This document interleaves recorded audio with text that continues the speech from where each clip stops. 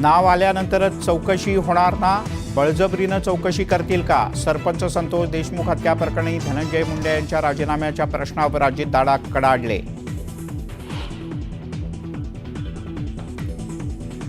सरपंच हत्या प्रकरणी जे दोषी असतील त्यांच्यावर कारवाई होणार. सगळ्यांसाठी कायदा सारखाच, कुणालाही विशेष वागणूक नाही. उपमुख्यमंत्री अजित पवार यांचा विरोधकांना टोला.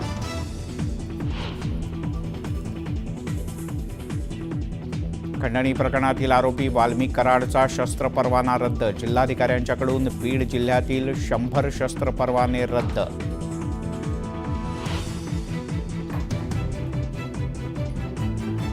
स्थानिक स्वराज्य संस्थांच्या निवडणुकांसाठी महाविकास आघाडी स्थापन झालेली नाही, तर आघाडी तुटली असंही मी म्हटलेलो नाही. स्वबळाच्या नाऱ्यावरून केलेल्या वक्तव्यावर राऊत यांचं स्पष्टीकरण.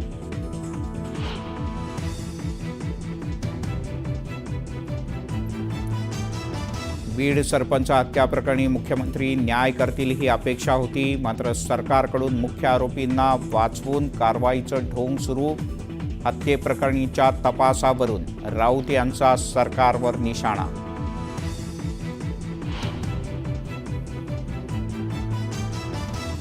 भाजपचे महाराष्ट्र प्रदेश कार्यकारी अध्यक्ष रवींद्र चव्हाण साईचरणी नतमस्तक. आगामी निवडणुकीत जनता आमच्या बाजूनं पुन्हा उभी राहील. रवींद्र चव्हाण यांच्याकडून विश्वास व्यक्त. ठाण्यातील ऑटो फेस्टमध्ये उपमुख्यमंत्री एकनाथ शिंदे यांची हजेरी. ऑटो फेस्टमध्ये एकनाथ शिंदेंनी घेतला कार आणि बाईक रायडिंगचा आनंद.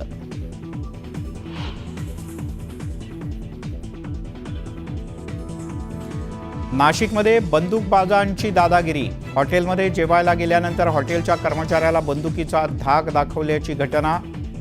विशाल झगडे पोलिसांच्या ताब्यात.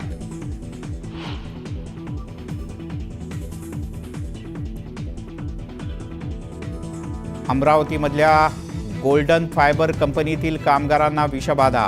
100 पेक्षा अधिक महिलांना विषबाधा. पाण्यातून विषबाधा झाल्याचा संशय.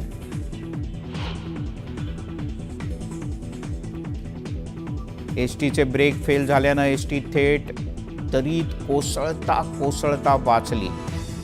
सुदैवानं एसटी कठड्याला अडकली. प्रवाशांचा जीव वाचला. बीडच्या अंबाजोगाईतल्या मांडवा घाटातली घटना.